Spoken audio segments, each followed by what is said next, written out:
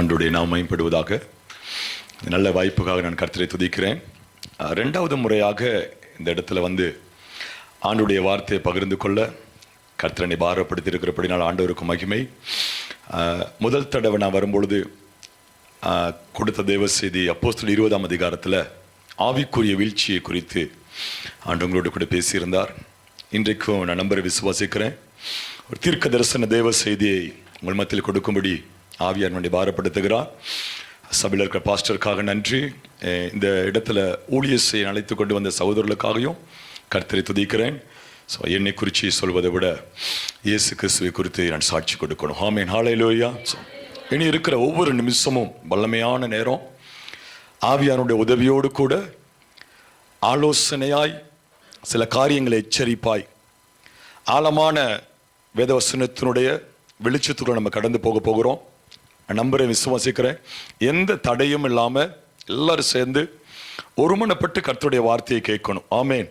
இப்படி ஆயத்தமாகுங்க. எந்த தடையும் இருக்கக்கூடாது. கொஞ்ச நேரம் நம்ம கர்த்தருடைய வார்த்தையை தியானித்து நம்ம ஜெபிக்க போகிறோம். ஆண்டவர் மகிமையான காரியங்களை செய்வார். ஆமேன், ஹல்லேலூயா. கர்த்தருக்கு ஸ்தோத்திரம். எல்லாரும் சேர்ந்து என்னோடு கூட திருப்பிக் கொள்ளலாம். யாத்ராகமம்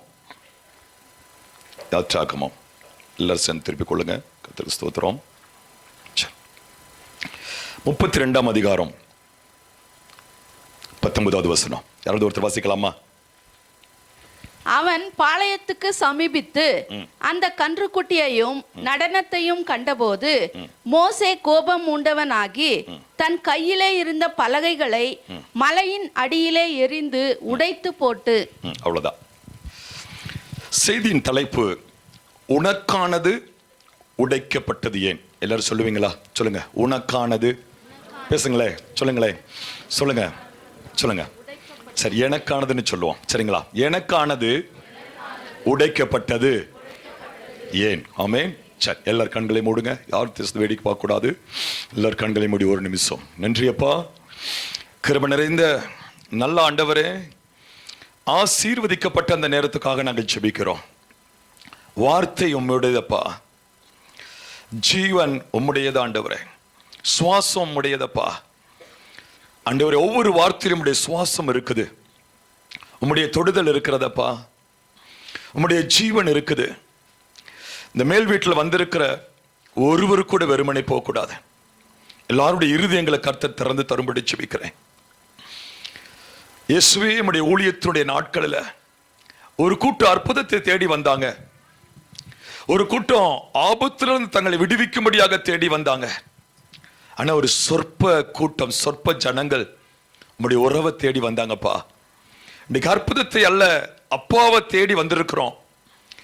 நித்திய ஜீவனுள்ள வார்த்தை உம்மிடத்தில் இருக்கிறதப்பா. அபூர்வமானவைகளை கர்த்தர் தாங்க,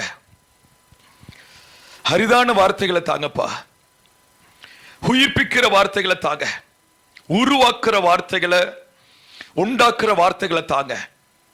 எங்க எல்லாருடைய இருதயங்களை கர்த்தர் தரங்கப்பா. மன கண்களை தரங்க. கேட்டு உணர்வடைஞ்சி கீழ்ப்படிந்து ஒப்பு கொடுத்து ஆண்டவரே உம்முடைய வார்த்தையை கொண்டு வாழ்க்கை முழுவதும் ஆண்டவரே சுத்திகரிக்கப்பட்டு நல்ல ஒரு தீர்மானத்தோடு இந்த இடத்தை விட்டு கடந்து போக கர்த்தர் உதவி செய்யும்படி ஜெபிக்கிறேன். எல்லா சோர்வுகள் நீங்கட்டும், கணனித்திரைகள் நீங்கட்டும், பலவீனங்கள் எங்களை விட்டு நீங்கும்படி ஜெபிக்கிறேன். ஒரு உற்சாகத்தின் ஆவியை கர்த்தர் தரும்படி ஜெபிக்கிறேன்ப்பா. உங்களுடைய நாம மாத்திரம் இந்த இடத்துல மகிமைப்படட்டும். நீர் பேசும் அது பிள்ளைகள் கேட்கட்டும் அப்பா. இயேசுவின் நாமத்தின் மூலம் ஜெபம் கேளும் தூய பிதாவே. ஆமென், ஹல்லேலூயா. உனக்கானது உடைக்கப்பட்டது ஏன்? மறுபடியும் நான் சொல்றேன், உனக்கானது உடைக்கப்பட்டது ஏன்? இந்த யாத்ராகமம் 15ஆம் அதிகாரம் 19வது வசனத்துல மோசே மலையின் மேலிருந்து கீழே இறங்கி வருகிறார். கர்த்தருடைய வார்த்தையை கொண்டு வருகிறார். இந்த கர்த்தருடைய வார்த்தை ஏறத்தாழ 40 நாள் இரவும் பகலும் தேவ பிரசன்னத்திலிருந்து இஸ்ரவேல் ஜனங்களுக்காகவே, அதாவது அழைக்கப்பட்ட ஜனங்கள். 105வது சங்கீதத்தில் பார்த்தோம்னா அந்த வேதவசனம் அருமையாய் சொல்லுகிறது, சொற்ப ஜனங்கள் ஆனாலும் அவருடைய சொந்த ஜனங்கள். ஆமென். ஒரு சிறு கூட்டமா இருந்தாலும் அவருடைய சொந்த ஜனங்கள் என்று சொல்லுகிறார். அப்போ இஸ்ரவேல் ஜனங்களை 430 வருஷம் எகிப்துக்குள்ள இருந்து அவர்களை அழைத்து கொண்டு வந்தது கர்த்தர், ஆசீர்வதித்தது கர்த்தர், அவர்களுக்கு அற்புதங்களை செய்தது கர்த்தர், அவர்களை ஆளாக்கினது கர்த்தர். இப்படி ஆச்சரியமான காரியங்களை அடையாளங்களினாலும் அற்புதங்களாலும் செய்து கொண்டு வந்து அந்த ஜனங்களை மலையின் கீழ், சீனாய் மலையின் கீழ் அவர்களை நிறுத்திவிட்டு மோசே அழைக்கிறார். மலைக்கு மேல மோசே ஆயத்தமாகி மலைக்கு மேல போறாரு. போய் கர்த்தருடைய வார்த்தையை மோசே கொண்டு வருகிறார். மோசே ஆயத்தமாகி போகும் பொழுது முதலாவது மோசேக்கு கிடைச்ச ஆசீர்வாதம் என்ன தெரியுமா? ஒரு தேவ மனுஷன், மோசே மாத்திரமல்ல, ஒரு சபையில் இருக்கிற ஊழியக்காரனும் சரி, ஒரு குடும்பமும் சரி, ஒரு தனி நபரும் சரி, எப்போவெல்லாம் தேவ சமூகத்துக்கு ஆயத்தமாகி நம்ம போறோமோ அப்பெல்லாம் கர்த்தர் அந்த இடத்துல வந்து இருக்கிறார். முதலாவது ஆசீர்வாதம். இரண்டாவது, மோசேக்கு வாக்குத்தத்தங்களை கர்த்தர் கொடுத்தார். இதே போல ஆயத்தமாகி தேவ சமூகத்துக்கு போகும் பொழுது வாக்குத்தத்தங்களை கர்த்தர் கொடுக்கிறார். இரண்டாவது ஆசீர்வாதம். மூன்றாவது ஆசீர்வாதம், வாழ வேண்டிய வழிமுறைகளை சொல்லி கொடுக்கிறார். தேவ பிரசன்னத்துல அநேக ஆலோசனைகளை, எச்சரிப்புகளை, வெளிப்பாடுகளை கர்த்தர் கொடுக்கிறார். நாலாவது ஆசீர்வாதம், இரவும் பகலும் 40 நாள் ஆண்டவரோடு கூட மோசே அங்க தேவ சமூகத்தில் அமர்ந்திருக்கிறாரு. பரலோக அனுபவத்தை பூமியிலேயே தருகிறார். அது எப்படி என்று சொன்னால், ஆண்டவரோடு கூட மோசே வாழுகிறார், மோசையோடு கூட ஆண்டவர் வாழுகிறார். இப்படிப்பட்ட அனுபவத்துக்குள்ள மோசே தேவ பிரசன்னத்துல இருந்து வார்த்தை இப்ப கொண்டு வருகிறார். கொஞ்சம் கவனிச்சு பாருங்க. அந்த 32ஆம் அதிகாரத்துல வாசிக்க கேட்ட அந்த வசனத்தை பார்க்கும் பொழுது அருமையாய் சொல்லப்படுகிறது. பாருங்க, அந்த கடைசி வசனத்துல தன் கையினாலே இருந்த பலகைகளை மலையின் அடியிலே எரிந்து உடைத்து போட்டு வேதம் சொல்லுகிறது. யாருக்கோ இந்த தேவ செய்தி தீர்க்க தரிசனமாய் இந்த சபையில் இங்க இருக்கிற எல்லாருடைய கூட கர்த்தர் பேசுகிறார். இதே இந்த நிகழ்வு உபாகமத்தில் நம்ம பார்க்க முடியுது. 9ஆம் அதிகாரத்தில் நம்ம பார்க்கலாம்.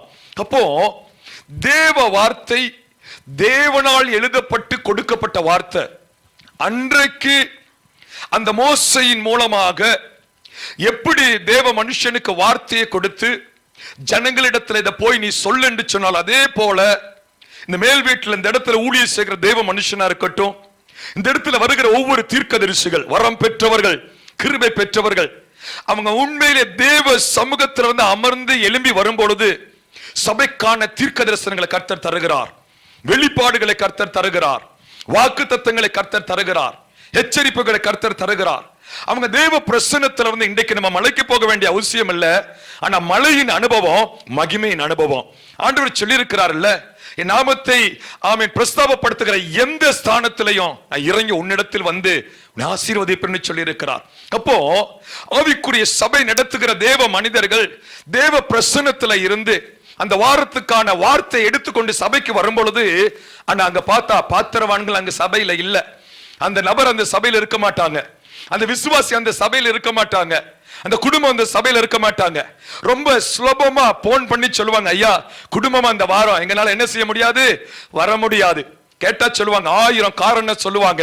அப்போஸ்தலர் நம்ம 5ஆம் அதிகாரத்துல பார்க்கிறோம்ல, யாரும் திருப்ப வேண்டாம். அனனியா சப்ரால் என்ன செஞ்சாங்க, திட்டமிட்டு பொய் சொன்னது போல. யாருகிட்ட பொய் சொன்னாங்களா, ஆவியானவர்கிட்ட. 4ஆம் அதிகாரம் கடைசி 2 வசனத்தை பார்க்கும் பொழுது அவர்கள் எல்லாரும் பரிசுத்த ஆவியால் நிரப்பப்பட்டிருந்தாங்களா. ஆனா அடுத்த 5ஆம் அதிகாரத்துல 2-3 வசனம் கடைசி கடந்து வரும் பொழுது பேதுரு கேட்கிறார், உன் இருதயத்தை சாத்தான் நிரப்பினது என்ன? இன்னைக்கு தேவ பிள்ளைகளை பாருங்க, பரிசுத்த ஆவியால் நிரப்பப்பட்ட தேவ பிள்ளைகள், வார்த்தைகளை பெற்றுக்கொண்டவர்கள், அபிஷேகத்தை கிருபைகளை பெற்றுக்கொண்டவர்கள் இன்னைக்கு ஆண்டவருடைய வாக்கு தத்தங்களுக்கு பாத்திரவான்களா இல்ல. இருக்கிறது சபையில எண்ணங்கள் எங்கேயோ இருக்குது, நினைவுகள் எங்கேயோ இருக்குது, சிந்தனைகள் எங்கேயோ இருக்குது. அப்போஸ்தலர் பவுல் சொல்லுகிறார், எகிப்தில் இருக்கிற ஜனங்கள், இஸ்ரவேல் ஜனங்கள் வெளியே வந்தாலும் கூட அடிக்கடி அவர்கள் சிந்தனையில எகிப்துக்கு போயிட்டு வருவாங்களாம். எண்ணங்கள்ல, நினைவுகள்ல, சிந்தனைகள்ல அவங்க எகிப்துக்கு போயிட்டு வருவாங்களாம். அப்போ நம்ம வாழ்கிறது கடைசி நாட்கள் அல்லங்க, கடைசி காலங்கள் அல்ல, கடைசி நிமிடத்தில் இருக்கிறோம். எப்ப வேணாலும் ஆண்டவர் வரலாம். வருவார் என்று சொன்னவர் நிச்சயமாய் வருவார். அப்போ இந்த நாளில் ஆண்டவர் சிலருக்கு இந்த வார்த்தை நற்செய்தியா இருக்கும், சிலருக்கு இந்த வார்த்தை எச்சரிப்பாய் மாறப்போகுது. ஆவியானவர் சொல்லுகிறதை காதுள்ளவன் கேட்க கடவான். கவனமாய் நம்ம செவி கொடுக்கணும். பாருங்க, மோசே ஆயத்தமாகி தேவ பிரசன்னத்துல இருந்து ஆண்டுடைய வார்த்தையை சுமந்து கொண்டு மலைக்கு கீழே வருகிறார். கீழே வருகும் பொழுது அந்த வார்த்தையை பார்த்து சொன்ன தேவனால் கொடுத்த வார்த்தை. அப்போ அந்த வார்த்தையில பாத்தீங்கன்னா வாழ வேண்டிய வழிமுறைகள் இருக்குது, வாக்கு தத்தங்கள் இருக்குது. ஆண்டவர் எப்படி கிரியை செய்ய எழுதி இருக்கிறார். ஆண்டவருடைய பிரசன்னம் எல்லாம் உள்ளடங்கிய அந்த வார்த்தையை மலையில இருந்து கீழே எடுத்துக்கொண்டு வருகிறார். எடுத்துக்கொண்டு வந்தவுடனே அங்க சொல்லுகிற ஒரு காரியம் என்ன? 8வது வசனம், அவர்களுக்கு நான் விதித்த வழிகளை அவர்கள் சீக்கிரமாய் விட்டு விலகினார்கள். அந்த வேதவசனம் முழுவதை வாசிச்சு பார்த்தீங்கன்னா 7வது வசனம், உன் ஜனங்கள் தங்களை கெடுத்துக் கொண்டார்கள். மோசே கையில இருந்து கொண்டு வந்த வார்த்தை பாத்தீங்கன்னா, முதலாவது உங்களுக்கான வார்த்தை, இரண்டாவது உங்க தலைமுறைகளுக்கான வார்த்தை, உணர்வுல உள்ளவனுக்கு கொடுக்கக்கூடிய வார்த்தை, உயிர்ப்பிக்கக்கூடிய வார்த்தை, உருவாக்கக்கூடிய வார்த்தை. அதனாலதான் போதக சங்கீதம் 119 அதிகாரம் நீங்க முழுவதை வாசிச்சு பாத்தீங்கன்னா, ஒரு மனுஷனை உருவாக்கக்கூடியது, உயிர்ப்பிக்கக்கூடியது, உணர்வுள்ளவனாய் மாற்றக்கூடிய தலைமுறைக்கான வார்த்தைகள். அன்றைக்கு இஸ்ரவேல் ஜனங்கள் செய்த தவறதான் இன்றைக்கு இருக்கிற இந்த கடைசி கால சபை விசுவாசிகள் கொஞ்சம் கூட தேவ பயம் இல்லாமல், ஆண்டவர் 365 நாளை கொடுத்தாலும் நமக்கு கொடுத்திருக்கிறது பாத்தீங்கன்னா, வார்த்தையை கொடுத்திருக்கிறது வெறும் 52 வாரங்கள் தான். 52 வாரங்களையும் அநேக நேரத்தில் குடும்பங்கள் சில வார்த்தைகளை இழந்து விடுகிறாங்க, வாலிபர்கள் சில வார்த்தைகளை உடைச்சு இழந்து விழுகிறாங்க, குடும்ப தலைவர்கள், குடும்ப ஸ்திரீகள், புருஷர்கள், ஊழியர் செய்கிற தேவ பிள்ளைகள் அநேக நேரத்தில் மோசே எப்படி மலையிலிருந்து கீழே கொண்டு வந்து அந்த வார்த்தையை உடைத்தெறிந்தாரோ அதே போல இன்றைக்கு இருக்கிற சபைகளில் ஆமென் ஆண்டவருடைய தேவ பிள்ளைகள் வார்த்தையை பெற்றுக்கொள்ள ஒரு தாகம் இல்ல, வாஞ்சை இல்ல, வைராக்கியம் இல்ல. வார்த்தை இன்றைக்கும் என்ன செய்கிறது? உனக்கானது உடைக்கப்படுகிறது சகோதரா. 52 வாரத்துல ஏதோ ஒரு வாரத்துல உனக்கான வாக்கு தத்தங்கள் உடைக்கப்படுகிறது, உனக்கான தீர்க்க தரிசனங்கள் உடைக்கப்படுகிறது, உனக்கான ஆலோசனைகள் உடைக்கப்படுகிறது, உனக்கான எச்சரிப்புகள் உடைக்கப்படுகிறது. மோசே மலைக்கு கீழே இறங்கி வருகிறாரு. கொடுக்க வேண்டிய வார்த்தையை பாருங்க, யாரும் திருப்பவரை நீங்க அதிலே வச்சுக்கொள்ளணும். ஏன்னா அநேக வார்த்தைகளை நான் சொல்லுவேன். ஆமே, லைவ்ல போயிட்டு இருக்குது. நீங்க திரும்ப ஒரு தடவை இந்த செய்தியை கேட்கணும். அப்போ நல்லா கவனிக்கணும். அந்த யாத்ராகமம் 20ஆம் அதிகாரத்துல வாய்மொழியில பேசுகிறார் மோசையோட.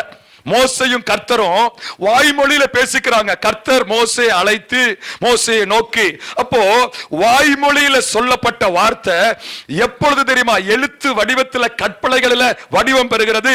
31ஆம் அதிகாரத்துக்கு வரும் பொழுது இந்த வார்த்தை வடிவம் பெற்று, வாய்மொழியில் இருந்த வார்த்தை எழுதப்பட்டு வடிவம் பெற்று மோசையினுடைய கைக்கு வருகிறது. வாய்மொழியில இருந்த வார்த்தை. இன்றைக்கும் நீங்க வச்சிருக்கிற இந்த வேத புஸ்தகத்தை எப்படி நீங்க வாசிக்கிறீங்க, பாக்குறீங்கன்னு எனக்கு தெரியாது. இதுல ஒவ்வொரு எழுத்துலையும் ஆண்டோடைய சுவாசம் இருக்குது, ஆண்டோடைய ஜீவன் இருக்குது, ஆண்டோடைய பிரசன்னம் இருக்குது, ஆண்டோடைய வல்லமை இருக்கிறது. அப்படி வடிவம் பெற்ற வார்த்தை வாசலில் வந்தவுடனே உடைக்கப்பட்டு எரியப்பட்டது என்று சொல்லி வேதம் சொல்லுகிறது. இன்றைக்கும் அதை தான் ஆண்டவர் சொல்லுகிறார். இந்த சபை உனக்கான சபை. இங்க நடக்கிற ஆராதனைகளை யாருக்கோ இல்லைங்க, உங்களுக்கான ஆராதனை. இன்றைக்கும் கூட அந்த தேவ செய்தி உங்களுக்கானது. ஆமென். உங்களுக்காக உருவம் எடுத்து உருவாக்கப்பட்டு கால வேளையில பழிப்பிடத்திலிருந்து பங்கிட்டு ஆண்டவர் கொடுக்கிறார். உங்களுக்கான வார்த்தைகள், உங்களுக்கான வார்த்தைகள் என்று சொல்லி கர்த்தர் சொல்லுகிறார். வெகு கூட்ட ஜனங்கள், லட்சக்கணக்கான கோடிக்கணக்கான ஜனங்கள் இருந்தாலும் உங்களை பார்த்து ஆவியானவர் சொல்லுகிறார், சொற்ப ஜனங்களாய் இருந்தாலும் அவருடைய சொந்த ஜனங்கள் நீங்க, அவருடைய சொந்த ஜனங்கள் நீங்க. உங்களுக்காகவே தான் ஆண்டவர் இந்த வார்த்தையை தருகிறார். அப்போ அநேக நேரத்தில் இந்த வருஷம் முழுவதும் எத்தனையோ ஆசீர்வாதமான வார்த்தைகள் உங்க மூலமாகவே உடைக்கப்பட்டிருக்குது. எத்தனையோ ஆராதனைகள் உடைச்சிருக்கிறோம், எத்தனையோ தீர்க்க தரிசனங்களை, வெளிப்பாடுகளை நம்ம உடைச்சிட்டு நம்ம எப்படி இருக்கிறோம் அதை கொஞ்சம் பார்க்கணும். ஏன் உடைக்கப்பட்டுச்சு, எதனால் உடைக்கப்பட்டுச்சு, எது நிமித்தம் இந்த வார்த்தை உடைக்கப்பட்டது, அதுதான் இன்னைக்கு நம்ம பார்க்கணும். 1வது காரியம் பாருங்க, அந்த 32ஆம் அதிகாரத்துல 7வது வசனம். ஏன் மோசேயின் மூலமாக நமக்கான முழுவதுமாக வர வேண்டிய ஆசீர்வாதங்கள் உடைக்கப்பட்டுச்சு? அங்க என்ன சொல்லுகிறார்? 7வது வசனம் பாருங்க. அப்பொழுது கர்த்தர் மோசேயை நோக்கி, நீ இறங்கி போ, எகிப்து தேசத்திலிருந்து நீ நடத்தி கொண்டு வந்த உன் ஜனங்கள் தங்களை என்ன செஞ்சார்களா? கெடுத்து கொண்டார்கள். கவனிங்க, நீ நடத்தி கொண்டு வந்த உன் ஜனங்கள் சொல்றதற்கு ஒரு காரணம் இருக்குது. அதற்கு முன்பதாக எகிப்துக்குள்ள இருந்து இவங்க அந்த நெருக்கத்துல புலம்பும் பொழுது என்ன சொன்னாரு? என் ஜனங்களை ஆராதிக்க போக விடு. இப்போ என் ஜனங்கள் என்ற வார்த்தையில மோசே பார்த்து என் ஜனங்கள் இல்ல, இப்போ உன் ஜனங்கள். முதலாவது அவர்களுடைய தவறு என்ன தெரியுமா? தங்களை கெடுத்து கொண்டார்கள். இந்த கெடுத்து கொண்டார்கள் என்ற வார்த்தைக்கு அஞ்சு காரியங்கள் இருக்குது. முதலாவது காரியம், தங்களை கெடுத்துக் கொண்டார்கள் என்ற இந்த வார்த்தைக்கு முதலாவது வார்த்தை என்ன தெரியுமா? பலமாய் சிரித்தார்களா? பலமா என்ன செய்தார்களா? நான் பின்னாடி சொல்றேன். பலமாய் சிரித்தார்கள் முதலாவது காரியம். இரண்டாவது, பரியாசம் பண்ணினார்களாம். இரண்டாவது என்ன செஞ்சாங்களா? பரியாசம் பண்ணினார்கள். மூன்றாவது, பலிப்பீடம் கட்டி பேய்களுக்கு பலி செலுத்தினார்களா?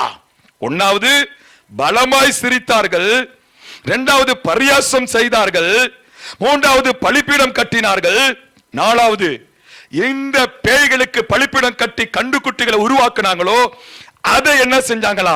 பணிந்து கொண்டார்கள். அஞ்சாவது காரியம், பாவ காரியங்களில் ஈடுபட்டார்களா? யாரு? அவருடைய சொந்த ஜனம், சொற்ப ஜனம். எவ்வளவு அற்புத அடையாளங்களை செய்து எவ்வளவு பெரிய ஒரு நெருக்கத்திலிருந்து அவர்களை விடுதலையாக்கி வெளியே கொண்டு வந்தார்கள். இப்போ மலைக்கு கீழே இருக்கிற ஜனங்களுடைய கிரியைகளை பாருங்களே.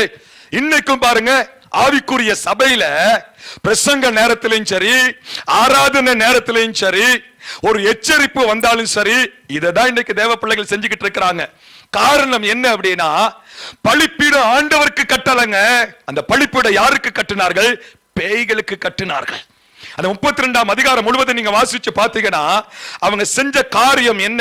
தங்களுடைய காதுகள் இருக்கிற காதணிகளை கலட்டி ஒரு பொன் கண்டுக்குட்டியை உருவாக்கி அந்த கண்டுக்குட்டி அந்த பலிப்பீடம் கட்டி அவர்கள் வைத்தார் சொல்லி வேதம் சொல்லுகிறது.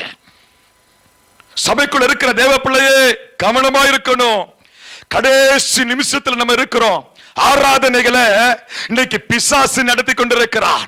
பார்வைக்கு வெளியில ஆண்டவருக்கு ஆராதனை, ஆண்டவருக்கு மகிமை, ஆண்டவரை துதிக்கிறோம். இன்னைக்கு பாருங்க, சபையில ஆபத்தான காரியம் எது தெரியுமா? ஆராதனை. என்ன கேட்ட நான் சொல்லுவேன், சபையில ஆபத்தான ஒரு பகுதி எந்த பகுதினா ஆராதனை. ஏன் ஆபத்தான பகுதின்னு சொன்னா கொஞ்சம் கவனிக்கணும். ஏசாயா கிட்ட கேட்டு பார்த்தா ஆராதனையை குறிச்சு அழகா சொல்லுவார். 5 அதிகாரத்துல ஏசாயா அவங்களை குறிச்சு இவங்களை குறிச்சு குறை சொல்லிக்கிட்டே வந்தாரு. 6ஆம் அதிகாரத்துக்கு வர்றாரு. 2வது வசனத்துல சேராபீன்கள் ஆராதனை நடத்துறாங்க. தங்களை மறைத்துக் கொண்டு ஆராதனை நடத்தும் பொழுது அவங்க சொல்ற வார்த்தை என்ன? சேனைகளின் கர்த்தர் பரிசுத்தர் பரிசுத்தர் பரிசுத்தர் என்று கூப்பிட்டு சொன்னார்கள். ஆராதனையில பங்கெடுக்கிறது யாருன்னா ஏசாயா. அப்போ தங்களை மறைத்துக் கொண்டு ஆண்டவரை வெளிப்படுத்துகிற ஆராதனை நடத்துகிற அந்த இடத்துல ஏசாயா பங்கெடுக்கும் பொழுது நடக்கிற காரியம் என்ன தெரியுமா? 5வது வசனத்தில் அவர் சொல்லுகிறார், ஐயோ அதமானேன், அசுத்த உதடுகள் உள்ள மனுஷன், அசுத்த உதடுகள் உள்ள ஜனங்கள் மத்தியில் வாசமாயிருக்கிறவே. ஆண்டவர் ஆராதிக்கும் பொழுது, ஆமென், ஆராதிக்கிறவர்கள் தங்களை மறைத்துக் கொண்டு ஆராதிக்கும் பொழுது மறைஞ்சிருக்கிற பாவம் வெளியே வரணும். ஏசாயாக்குள்ள மறைஞ்சிருக்கிற பாவம் வெளியே வருகிறது நம்ம பார்க்கிறோம். யாரு சொல்லி கொடுத்து ஏசாயா சொல்லல, ஏசாயாவே சொல்றார், அசுத்த உதடுகள் உள்ள மனுஷன் மத்தியில வாசமாயிருக்கிறேன். உண்மையான ஆராதனை, ஆண்டவரை மகிமைப்படுத்துகிற ஆராதனை, ஆண்டவருடைய பிரசன்னத்தை கொண்டு வருகிற ஆராதனை நடத்துகிற தேவ பிள்ளைகள் ஆராதிக்கும் பொழுது ஒளிவு மறைவுகள் வெளியே வரணும். கள்ளத்தனமான மனம் திரும்புதல், பரிசுத்த குலைச்சல்கள், ஒழுக்கக்கேடான காரியங்கள் அந்த ஆராதனை பிரசன்னம் வெளியே கொண்டு வருகிறது. மனுஷன் முகத்தை பார்க்கிறான், ஆண்டவர் இருதயத்தை பார்க்கிறார். அந்த ஏசாயத்தான் சொல்லுகிறார். 2வது அவருக்கு கிடைக்கிற அனுபவம் என்ன தெரியுமா? சுத்திகரிப்பின் அனுபவம். சுத்திகரிக்கிறார். 3வது அந்த ஆராதனையில சொல்லுகிறாரு, ஆண்டவர் கேட்கிறார், யாரை அனுப்புவேன், யார் நமது காரியமாய் போவார்? ஏசாயா சொல்லுகிறார், இதோ நான் இருக்கிறேன். பாரத்தை ஆராதனையிலேயே பகிர்ந்து கொள்ளுகிறார் ஏசாயா. அப்போ ஆராதனை, சரியான ஆராதனை நடத்துற தேவ பிள்ளைகளுக்கு நான் சொல்றேன், மனுஷனுக்கு அல்ல, தங்களை மறைத்துக் கொண்டு ஆமென் ஆராதனை நடத்தும் பொழுது மறைஞ்சிருக்கிற பாவ வெளியே வரணும், பாவ அறிக்கை வெளியே வரணும், ஆண்டவருடைய பாரம் வெளியே வரணும். அப்படிப்பட்ட ஆராதனைகள் இன்றைக்கு காரிது. பிசாசு ஆராதனை எல்லாம் கெடுத்து வச்சிருக்கிறான். இன்றைக்கு சபை விசுவாசிகளுக்கு ஒரு ஆவிக்குரிய நோய் என்ன தெரியுமா? உலகம் முழுவதிலையும் இந்தியா முழுவதிலையும் ஆராதிக்கிற ஆண்டவரை முட்டிட்டு ஆராதிக்கிறவன் இன்றைக்கு வெளிப்படுகிறான். அதனாலதான் ஆராதனை செய்கிறவனுடைய வாழ்க்கையெல்லாம் கேவலமா இருக்குது. சாட்சி பொய்யினா ஆராதனை நடத்துற வாழ்க்கை கேவலமா இருக்குன்னா அந்த ஆராதனை பிசாசு நடத்துகிறான். உண்மையான ஆராதனைக்கு பின்னாடி எவ்வளவு ரகசியமா இருக்கு தெரியுமாங்க? தானியேலுக்கு ஒரு தடவை அந்த ராஜா வந்து சொல்லுகிறார், நான் ஒரு சொப்பனத்தை பார்த்தேன், ஆனா அர்த்தத்தை சொல்ல மாட்டேன், சொப்பனத்தை சொல்ல மாட்டேன், நீ ஏதுக்கு பதில் சொல். தானியேல் கொஞ்சம் அவகாசம் கேட்கிறார். என் நண்பர்களோட கூடி நான் போய் ஜெபம் பண்ணிட்டு வந்து சொல்றேன். கூடி ஆராதிச்சு தானியேலும் நண்பர்கள் ஜெபம் பண்றாங்க, மறைபொருள் வெளியே வருது. ஆராதிக்கிற பிள்ளைகளுக்கு ஆண்டவர் கொடுக்கிற பரிசு என்ன தெரியுமா? மறை பொருள்களை வெளிப்படுத்துவார். குடும்பத்தை குறிச்ச வெளிப்பாடு, சபையை குறிச்ச வெளிப்பாடுகள், தேசத்தை குறிச்ச வெளிப்பாடுகள் எதுல? ஆராதனையில நடக்குங்க. ஏசாயாவை கேட்டா சொல்லுவார், எனக்குள்ள மறைஞ்சிருக்கிற பாவம் எப்படி வெளியே வந்துச்சு? சேராபீன்களுடைய பரிசுத்த ஆராதனையில. தானியேலை கேட்டா சொல்லுவார், எப்படி ராஜாவுக்கு முன்பதாக இருக்கிறீங்க? கூடி ஜெபம் பண்ணி துதிச்சோம், ஆண்டவர் மறைப்பொருளை வெளியே கொண்டு வந்தார். அல்லேலூயா. ஆராதனையில நடக்கிற காரியம். சாலமோட கேட்டா சொல்லுவார், கூடி ஜெபம் பண்ணி ஆராதிச்சோம், பாடகரை நிறுத்தின, மகிமை இறங்கி சபையை நிரப்புனுச்சு.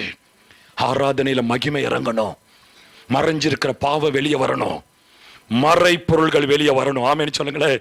ஹல்லேலூயா. ஆராதிக்கும் பொழுது யோசபாத்தை கேட்ட அவர் சொல்லுவாரு, அவர் என்ன சொல்லுவாரு? நான் வேற எதுவுமே சொல்ல, கலங்கல திகையல, ஆண்டவர் பாடகரை நிறுத்த சொன்னார், நாங்க துதி செஞ்சு பாடி ஆமென் ஆண்டவரை மகிமைப்படுத்துற உடனே எதிரிகள் தங்களுக்குள்ள என்ன செஞ்சாங்களா? ஆமென்னு சொல்லுங்களே, வெட்டுண்டு மடிந்தார்கள். மறைமுக தாக்குதல் ஏற்படும் உன் பலவீனத்துக்கு விரோதமாய், உன் சத்துருகளுக்கு விரோதமாய். ஆமென். உனக்கு விரோதமா, அந்தகாரங்களுக்கு விரோதமா துதிக்க ஆரம்பிச்சுட்டா. அதனாலதான் சொல்ல, சபைக்கு எந்த சபைக்கு போனாலும் சொல்லுகிற ஒரு காரியம் என்ன? ஆராதனையில அறக்குறைய கலந்து கொள்ள கூடாது. 10 மணிக்கு ஆராதனை, வீட்டிலேயே ஒரு சின்ன ஆராதனை நடத்தி ஜபத்தோடு தேவ பிரசன்னத்துல வந்து அந்த முழுவதுமான ஆராதனையை கொடுத்து பாருங்க. ஆராதிக்கிறவன என் வாழ்க்கையில பார்த்திருக்கிறேன், ஒருத்தர கூட கர்த்தர் வெறுமனே அனுப்ப மாட்டார். ஆபிரகாம கேட்ட ஆபிரகாம் சொல்லுவார், நான் என் பிள்ளையாண்டாலும் போயிட்டு நாங்க ஆண்டவர் என்ன செஞ்சிரோம்? தொழுது கொண்டு வருகிறோம். ஆராதிச்சவனுக்கு ஆடு ஆயத்தமா இருந்துச்சு, வாக்கு தத்தம் ஆயத்தமா இருந்துச்சு, வருங்காலம் ஆயத்தமா இருந்துச்சு. இதெல்லாம் எதுல நடக்குதுங்க? ஆராதனையிலே நடக்குது. ஆராதனை அற்பமா எண்ணாதீங்க. ஆண்டவர் நாமத்தை மகிமைப்படுத்த வந்திருக்கிற தேவ பிள்ளைகள் வாய்களை மூடிக்கொண்டு மௌனமாக இருக்க கூடாது. ஆண்டவர் பார்த்து சொன்னார், என் ஜனங்களை ஆராதிக்க போகவிடு என்று சொல்லி ஆண்டவர் சொன்னார். ஆராதனை ரொம்ப முக்கியம். ஆராதனையில என்ன செஞ்சாங்களா? பலிபீடம் கட்டி தங்களை கெடுத்து கொண்டாடு வேதம் சொல்லுகிறது தான்.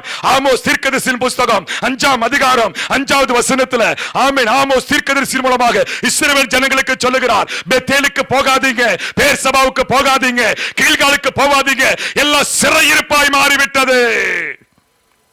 அதே தான் இன்றைக்கு உலகத்துல நடக்குதுங்க. ஒரு காலத்துல உண்மையை ஆராதிச்ச இடங்கள்லாம், ஆண்டவர் வெளிப்பட்ட இடங்கள் எல்லாம், ஆண்டவர் பிரசன்னம் நிறைஞ்ச இடமெல்லாம் இப்ப கன்றுக்குட்டி ஆராதனைகள்.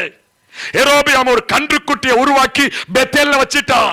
பெத்தேல் வானத்தின் வாசல், தேவனுடைய வீடு, வாக்குத்தத்தத்தின் இடம், ஆண்டவர் பிரசன்னம் இறங்குற இடம். கன்றுக்குட்டி ஆராதனையா மாறிடுச்சு. கீழ்காலுக்கு போகாதீங்கன்னு சொல்லுகிறார், பேர் சபாவுக்கு போகாதீங்க. ஏன்? ஒரு காலத்துல எகிப்தின் நிந்தையை பிரட்டி போட்ட இடங்கள் எல்லாம் கன்றுக்குட்டி ஆராதனையா மாறிடுச்சு. ஜனங்கள் என்ன தெரியுமா? சபைக்கு வந்தா கர்த்தர் வாக்குத்தத்தம் தருவாரு, சபைக்கு வந்தா உண்மையை ஆராதிக்கலாம், சபைக்கு வந்து ஆண்டவரை பார்க்கிறாங்க நிலைமை மாறி இன்னைக்கு ஆவிக்குரிய தேவ பிள்ளைங்க இடங்களை தேடி, கோபுரங்களை தேடி, கட்டிடங்களை தேடி, கள்ள தீர்க்கதரிசிகளை தேடி, தூர உபதேசங்களை தேடி, ஆண்டவர் கொடுத்த சபையை, ஆண்டவர் கொடுத்த ஆமென் ஆராதனையை, ஆண்டவர் கொடுத்த தேவ மனுஷனை விட்டுட்டு அலைஞ்சு திரியிறாங்க. கர்த்தரை தேடிக்கிட்டு இருக்கிறாங்க ஜனங்கள். காரணம் என்ன?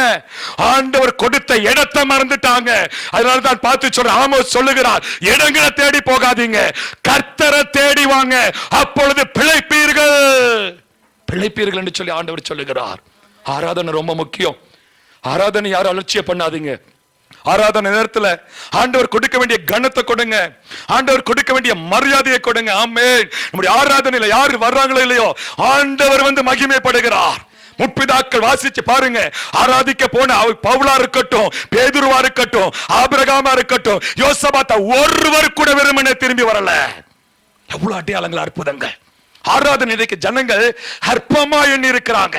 பாருங்க, வார்த்தை அற்பமாய் இந்த ஜனங்களை பார்த்து சொல்றாரு, என் ஜனங்களை ஆராதிக்க வர சொன்னேன், ஆனா இப்ப என் ஜனங்கள் அவங்களை தங்கள் கெடுத்து கொண்டபடியினால் என் ஜனங்கள் இல்லப்பா. யார கைவிட்டாங்க தெரியுமா? ஆண்டவரை இழந்துட்டாங்க, வாக்கு தத்தங்களை இழந்துட்டாங்க, வாழ்க்கை இழந்துட்டாங்க, வருங்கால சந்ததியை கேள்விக்குறியா மாறிடுச்சு. எதுல? பலிப்பீடம் பேய்களுக்கு கட்டுனதுனாலதான். அதனாலதான் 2 நாளாகமத்துல ஆண்டவர் அங்க ஒரு காரியத்தை சொல்லுகிறார். 2 நாளாகமம் 15ஆம் அதிகாரம் திருப்புங்க பார்க்கலாம். பலிப்பீடத்தை குறித்து ஒரு காரியத்தை சொல்றார் பாருங்களே. 2 நாளாகமம் 15ஆம் அதிகாரத்துல ஆச்சரியமா இருக்கும். ஆசா ராஜாவுடைய நாட்களில ஒரு தேவ மனுஷன் மேல கர்த்தருடைய ஆவியானவர் இறங்குறார் பாருங்க. அப்பொழுது ஆமென் 15ஆம் அதிகாரம் 1வது வசனம், அப்பொழுது தேவனுடைய ஆவி ஓதேத்தின் குமாரனாகிய அசரியாவின் மேல் இறங்கினதினால், ஆமென், தேவனுடைய ஆவியானவர் அந்த ஆசா இருக்கிற இடத்துல, அந்த இடத்துல இறங்கி அந்த ராஜாவுக்கு தீர்க்கதரிசனம் சொல்றார். என்ன சொல்றார் அப்படின்னா, பலிப்பீடத்தை குறித்து தீர்க்கதரிசனம் சொல்லுகிறார்.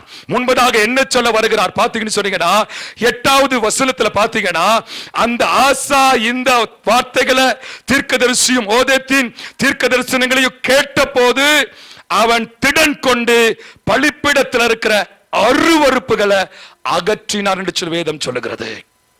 அருவருப்புகள் அகற்றப்படணும். இன்றைக்கு பலிப்பீடம் எது? நம்ம வாழ்க்கை ஒரு பலிப்பீடம், நம்முடைய குடும்பம் ஒரு பலிப்பீடம், நம்முடைய சபை ஒரு பலிப்பீடம்.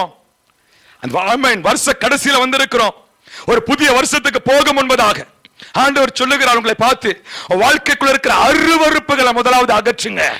நேக நேரத்துல போன் யூஸ் பண்றோம், பேஸ்புக், யூடியூப், இன்ஸ்டாகிராம்ல தேவையில்லாத அசுத்த காரியங்கள், அருவருப்புகள், கர்த்தருக்கு பிரியமில்லாத காரியங்கள், ஒளிவு மறைவு, எங்கேயோ தேவ பிரசன்னம் இருக்கிற கண்களை கரைப்படுத்துகிறது, மனதை கரைப்படுத்துது, நினைவுகளை கரைப்படுத்துகிறது, எண்ணங்களை கரைப்படுத்துகிறது, சிந்தனைகளை கரைப்படுத்துகிறது. அருவருப்புகள் அகற்றணுங்க. தேவ பிரசன்னத்துல உட்கார்ந்து கேளுங்க. கட்டிடங்கள் இல்லை, இன்றைக்கு ஆண்டவர் உன் இருதயத்துல கர்த்தர் வாசம் பண்ணுகிறார், உன் குடும்பத்துல வாசம் பண்ணுகிறார். குடும்ப ஜெபம் இல்ல, தனி ஜெபம் இல்ல, சபையில வந்தா சபையிலையும் ஜெபம் இல்ல, ஆண்டவரோட உறவு இல்ல. காரணம் என்ன? அருவருப்புகள். ராஜா கேட்ட உடனே அவர் செய்கிற முதல் காரியம் என்ன தெரியுமா? கிரியை செய்ய ஆரம்பிச்சாங்க. அருவருப்புகளை அவங்க என்ன செய்கிறாங்க? அந்த இடத்தை விட்டு அகற்றுகிறாங்க. இரண்டாவது பாருங்க, அந்த பலிப்பீடத்தை என்ன செய்கிறாங்களா?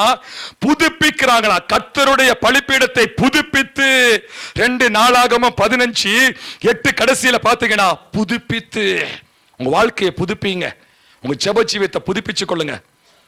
அந்த அந்நிய பாஷை, அந்த கிருபை வரங்களை எல்லாவற்றையும் புதுப்பிக்கணும். எப்போது போல இருக்கக்கூடாது. எப்போ பெற்றுக்கொண்டது அபிஷேகம், அந்த கிருபைகள். ஆமென். ஆண்டவர் சகலத்தையும் புதிதாக்குற தேவன்.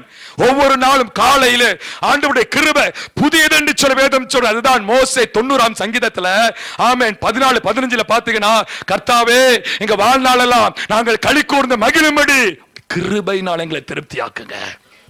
மோசே கேட்டு ஜெபிக்கிறார். கிருபை, ஏன் கிருபையை கேட்டு ஜெபிக்கிறாரு? அந்த வசனம் முழுவதும் நீங்க வாசிச்சு பாத்தீங்கன்னா 90வது சங்கீதத்துல மோசே கேட்டது கிருபை 4 காரியத்தை செய்து. 1வது, அந்த கிருபை தீர்க்க ஆயுசை கொடுக்குது. அந்த தீர்க்க ஆயுசை கொடுக்கிற கிருபையை தான் மோசே கேட்டு ஜெபிக்கிறார். சகலத்தையும் திருப்பி கொண்டு வருகிறது கிருபை. எல்லாவற்றையும் திரும்ப தருகிறது, எல்லாவற்றையும் திரும்ப ஆசீர்வதிக்கிற கிருபையை கேட்டு மோசே ஜெபம் பண்றாரு. மோசே ஜெபிக்கிறார். ஆவியானவர் சபையோடு கூட பேசிக் கொண்டிருக்கிறார். உங்க பலிப்பீடத்தை புதுப்பிங்க. பழைய வாழ்க்கை வேணாம். பழைய பாவ வழக்கங்கள், பழைய அருவருப்புகள், பழைய சுபாவங்கள் இதெல்லாம் மாறணும்னு சொல்லி ஆண்டவர் சொல்லுகிறார். சபைக்குள்ள இதெல்லாம் இருக்கக்கூடாது. சபைக்குள்ள இருக்கிற தேவ பிள்ளைகளே, நீ தேவ பிரசன்னத்துல இருக்கணும். ஆண்டவருடைய ஆளுகைக்கு கீழே தான் இருக்க வேண்டும். ஆண்டவருடைய பிரசன்னத்துக்குள்ளதான் இருக்கணும். பலிப்பீடத்தை செப்பனிடணும், பலிப்பீடம் புதுப்பிக்கப்படணும். பாருங்க, ஆசா ராஜா அந்த செய்யற காரியத்தை பாருங்க. 1வது, அருவருப்புகள் அகற்றுகிறார். பொய் உதடுகளை கர்த்தர் அருவருக்கிறார். பீலையாம பார்த்து சொல்லுகிறார், உன் வழிகள் எல்லாம் எனக்கு தாறுமாறா இருக்குது, நான் அருவருக்கிறேன். அவன் தீர்க்கதரிசியா இருந்தாலும் ஆண்டவருக்கு பிரியமில்லாத காரியத்தை செய்யும் பொழுது கழுதைகள் கூட எதிரே வரும், எதிர்த்து நிற்கும். ஆண்டவருடைய வார்த்தை எதிரே வரும், ஆண்டவரை எதிர்த்து நிற்பார். வழிகள் பிரியமில்லனா, வாழ்க்கை பிரியமில்லனா ஆண்டவரே விரோதமா நிற்பாரு. பலிப்பிடத்தில் இருக்கிற அருவருப்புகள் அகற்றப்பட வேண்டும், பலிப்பிடங்கள் புதுப்பிக்கப்பட வேண்டும். ஆண்டவர் கிருபை புதியதுங்க, பலன் புதியது, வெளிப்பாடுகள் புதியது, அபிஷேகம் புதியது. ஆண்டவர் சகலத்தையும் புதிதாக்குற தேவன், எல்லாவற்றையும் புதுப்பிக்க விரும்புகிறார். ஆமென். அப்போ அப்படிப்பட்ட காரியங்களை செய்யும் பொழுது 15வது வசனத்துல கடைசி பகுதி பாருங்க, கர்த்தர் அவர்களுக்கு வெளிப்பட்டு. ஏன்றைக்கு சபையில கர்த்தர் வெளிப்பட முடியல, தேசத்துல கர்த்தர் வெளிப்பட முடியல, வீட்டுக்குள்ள கர்த்தர் வெளிப்பட முடியல. இன்னும் கொஞ்சம் நீங்க ஆச்சரியமா இருக்கும் பாருங்க. 3வது வசனம், இஸ்ரவேலே அநேக நாட்களாய் மெய் தெய்வமும் இல்லை, உபதேசிக்கிற ஆசாரியனும் இல்லை, வேதமும் இல்லை. தங்கள் நெருக்கத்தில் இஸ்ரவேலின் தேவனாகிய கர்த்தரிடத்துக்கு திரும்பி அவர்களை தேடின போது அவர் அவர்களுக்கு வெளிப்பட்டார் என்று சொல்லி வேதம் சொல்லுகிறது. சத்தியம் இல்லைங்க இன்றைக்கு சபைகள் இல்ல. பாவத்தை, பரிசுத்தத்தை, வெளிப்பாடுகளை பேசுறவங்க சபையில குறைஞ்சுக்கிட்டு வர்றாங்க. ஆண்டவர் உன்னை கொடுத்திருக்கிற சபை, உன்னை கொடுத்திருக்கிற பலிபீடம், உன்னை கொடுத்திருக்கிற இடத்துல தீர்க்க தரிசனம் வரும் பொழுது முதலாவது உன் வாழ்க்கையை புதுப்பித்துக் கொள்ளுங்க, அருவருப்புகளை அகற்றுங்க, உங்க வாழ்க்கை செப்பனிடப்பட வேண்டும். அதுதான் ஆசா ராஜாவோடு இருந்த அந்த ஜனங்கள் செஞ்சாங்க. முதலாவது பலிப்பிடங்கள், அருவருப்புகள் அகற்றப்பட்டது, பலிப்பிடங்கள் புதுப்பிக்கப்பட்டது. பின்பதாக அவங்க செஞ்ச காரியம் என்ன தெரியுமா? 2 நாளாகமம் 15:9 கடைசியில பாத்தீங்கன்னா, அவர்கள் திரளான ஜனங்கள் அவன் பக்கமாய் சேர்ந்தார்கள், ஜனங்கள் கூடி வந்தார்கள். அருவருப்புகள் அகற்றப்பட்டவுடனே, பலிப்பிடங்கள் புதுப்பிக்கப்பட்டவுடனே ஜனங்கள் கூடி வந்தார்களா? ஏன் இன்றைக்கு சபையை நம்ம கூடி வரணும்? எப்பொழுதெல்லாம் சபையா கூடி வர்றீங்களோ வரும் காரியங்களை கர்த்தர் நமக்கு வெளிப்படுத்துவார். ஆமென், ஹல்லேலூயா. யாக்கோபு தன்னுடைய எல்லா கோத்திரத்திற்கு எல்லா பிள்ளைகளை பார்த்து சொன்னார், வாங்க கடைசி நாட்களில் உங்க வாழ்க்கையில சம்பவிக்க வேண்டியதை உங்களுக்கு அறிவிக்கிறேன் என்று சொல்லி சொன்னார். கூடு வரும் பொழுது தீர்க்க தரிசனங்கள் வரும், வாக்குத்தத்தங்கள் வரும், வெளிப்பாடுகள் வரும். அப்போ இந்த மோசேயினுடைய ஊழியத்தில் பார்க்கும் பொழுது, ஆமென், யாத்ராகமம் 32ஆம் அதிகாரத்துல பலிப்பீடம், பேய்களுக்கு பலிப்பீடம் கட்டி, அசுத்த ஆவிகளுக்கு பலிப்பீடம் கட்டி பணிந்து கொண்டார்கள் என்று சொல்லி வேதம் சொல்லுகிறது. ஜனங்கள் தங்களை கெடுத்துக் கொண்டார்கள். அப்போ இதுதான் இன்றைக்கு சபையில் இருக்குது. சபைக்குள்ள வரும் பொழுது பாஸ்டர் சொன்னது போல ஆவிக்குரிய காரியங்கள்ல நம்ம உறவோடு நல்ல ஐக்கியமா இருக்கிறது நல்லது. ஆனா அலட்சியம் சபைக்குள்ள இருக்க கூடாது. இவங்க செஞ்ச காரியம் அதுதான், பலமாய் சிரித்தார்களா. என்னது? கன்றுக்குட்டியை உருவாக்கி பலமாய் சிரித்தார்கள், பரியாசம் பண்ணினார்கள், பலிப்பீடம் கட்டி பலி செலுத்தினார்கள், பணிந்து கொண்டார்கள். ஆமென். பாவ காரியங்களில் ஈடுபட்டார்கள். அப்போ இதேதான் இன்னைக்கு சபைக்குள்ள நடக்குது. இந்த வார்த்தையை ஆண்டவர் எச்சரிப்பா சொல்றதுக்கு காரணம் என்ன தெரியுமா? இனிவரும் நாட்களில் இப்படிப்பட்ட சம்பவங்கள் ஆவிக்குரிய சபையில் இருக்கக்கூடாது. அப்போ வார்த்தை உடைக்கப்பட்டதற்கு முதலாவது காரியம், தங்களை கெடுத்துக் கொண்டார்கள். இரண்டாவது, இந்த ஜனங்கள் செய்கிற காரியம் என்ன? 32ஆம் அதிகாரம், யாத்ராகமம் 32ஆம் அதிகாரம் 1வது வசனம். யாத்ராகமம் 32ஆம் அதிகாரம் 1வது வசனம். அவங்க செய்த காரியம் வாசிங்க பார்க்கலாம். 32:1 வாசிங்களே. தாமதிக்கிறதை ஜனங்கள் கண்ட போது, நல்லா கவனிங்க. இரண்டாவது, 1வது அவர்களை கெடுத்துக் கொண்டார்கள் என்று சொல்லி வேதம் சொல்லுகிறது. அவர்கள் கெடுத்துக் கொண்டது நிமித்தம் தேவனுடைய பிள்ளை என்கிற அந்தஸ்தை விட்டுட்டாங்க. இப்ப ஆண்டவரே சொல்றார், ஏன் ஜனங்கள் இல்ல மோசே, உன் ஜனங்கள் அப்படின்னு சொல்றாங்க. அப்போ அதுல நிறைய இழப்பு வந்துருச்சு. என்ன வந்துருச்சு? வாக்கு தத்தத்தை இழந்துட்டாங்க, ஆண்டவரை இழந்துட்டாங்க. ஆமென். வருங்கால சந்ததி கேள்விக்குறியா மாறிடுச்சு. இரண்டாவது, அவர்கள் செய்த தவறு என்ன தெரியுமா? இரண்டாவது வார்த்தை உடைக்கப்பட்டதுக்கு காரணம் என்ன? தடுமாறுகிற ஜனம். 1வது கெடுத்து கொண்ட ஜனம், 3வது இவர்கள் என்ன செய்கிறாங்களா? தடுமாறுகிறார்கள். என்ன தடுமாற்றம்? இந்த வேதவசனத்தில் பாருங்க, மோசே மலையிலிருந்து இறங்கி வர தாமதிக்கிறதை கண்டு தாமதமாகும் பொழுது ஒரு தடுமாற்றம் வருது. இதுதான் இந்த சபையில் ஆவியானவர் சொல்லுகிறார். வாக்கு தத்துவம், இந்த வருஷ துவக்கத்திலே சில வாக்கு தத்துவங்களை கர்த்தர் நமக்கு கொடுத்து இருந்தாலும் கூட சில நேரத்தில் நம்ம வாழ்க்கையில் என்ன வருது? தடுமாற்றம் வருது. எது நிமித்தம் இந்த தடுமாற்றம்? தாமதமாகும் பொழுது, நேரத்துல ஆண்டவர் சில காரியங்களை செய்ய தாமதமாகும் பொழுது தேவ ஜனம் என்ன செய்கிறாங்க? தடுமாறுறாங்க. வேலையில தடுமாற்றம், திருமண காரியங்களை தடுமாற்றம், பிரயாணங்கள்ல தடுமாற்றம், குடும்ப வாழ்க்கையில சில முடிவுகள் எடுக்கையில ஏன் தடுமாற்றம்னா, ஒன்னாவது தேவனுடைய உறவு இல்ல, இரண்டாவது பாத்தீங்கன்னு சொன்னீங்கன்னா இந்த ஜனம் ஏன் தாமதமாகுது அப்படின்னு பாத்தீங்கன்னு சொன்னீங்கன்னா தடுமாறி கொண்டிருந்தார்கள். மோசேக்கு என்ன ஆனதோ தெரியவில்லை என்று சொல்லி தடுமாறினார்கள் என்று சொல்லி வேதத்தில் நம்ம பார்க்கிறோம். ஆவியானவர் சபைக்கு சொல்லுகிறார், வருடங்கள் முடிந்தாலும் உனக்கு கொடுத்த வாக்குத்தத்தத்தை ஒரு நாள் அவர் மறப்பதில்லை. நிச்சயமாய் கர்த்தர் நிறைவேற்றுவார். சொன்னதை நிச்சயமாய் கர்த்தர் செய்வார். ஏதோ ஒரு மாசத்தை வழிநடத்துகிற தேவன் அல்ல, ஒரு ஆண்ட மாத்திர வழிநடத்துகிற தேவன் அல்ல. இந்த தேவன் என்றென்றைக்கும் உள்ள, சதா காலங்களிலும் உள்ள நம்முடைய தேவன். மரண பரியந்த கர்த்தர் நம்மை நடத்துவார். கடைசி மூச்சு இருக்க வரைக்கும் கர்த்தர் நம்மை நடத்துகிற தேவனாய் இருக்கிறார். கொடுத்த வாக்குத்தத்தத்தை நிறைவேற்றுவார். கொஞ்சம் யோசிச்சு பாருங்க. உங்க சொந்தங்களோ பந்தங்களோ இல்ல நீங்க நேசிக்கிறவங்களோ அவங்க உங்களுக்கு ஒரு வாக்குத்தத்தத்தை, ஏதோ ஒரு வாக்கு கொடுத்துட்டு சில இக்கட்டான சூழ்நிலையில, ஐயோ இந்த சகோதரனுக்கு இப்படி சொல்லிட்டேனே, இந்த சகோதரிக்கு இதை சொல்லிட்டேனே, தன்னுடைய இக்கட்டான சூழ்நிலையில இதை செய்தே ஆக வேண்டும் என்று சொல்லி ஏதோ ஒரு காரியத்தில் அவங்க செஞ்சாலும் கூட மனுஷனுக்கு கொடுத்த வார்த்தையை நிறைவேற்றும் பொழுது ஆண்டவர் ஜீவனுள்ள தேவன், எவ்வளவு வேணும் பொய்யுரையான தேவன், நிறைவேற்றாம ஆண்டவர் இருப்பாரா? சொன்னதை செய்கிற உண்மையுள்ள தேவன். தடுமாறாதன்னு சொல்லி கர்த்தர் சொல்லுகிறார். தேவ ஜனம் தடுமாறாதீங்க. ஒருவேளை உன் வேலையில தடுமாற்றத்தோட இருக்கலாம், உன் திருமண வாழ்க்கையில சில தடுமாற்றம், சில முடிவுகளை எடுக்க முடியல, இந்த ஆண்டு முடிஞ்சிருச்சு, வாழ்க்கையில தடுமாற்றமா இருக்கலாம். உனக்கு தான் கர்த்தர் சொல்லுகிறார், தடுமாற வேணாம், தடம் பிறண்டு போகாத, இருக்கிற இடத்துல இருந்து கர்த்தரை நோக்கி கூப்பிடு. ஆமென். சங்கீதக்காரர் சொல்லுகிறார், தங்கள் ஆபத்திலே கர்த்தரை நோக்கி கூப்பிட்டார்கள். ஆமென். கர்த்தர் செவி கொடுத்து எல்லா இடுக்கங்களுக்கு நீங்களாக்கி ரட்சித்தார். தேவ பிள்ளைகள் ஒருபோதும் தடுமாறக்கூடாது.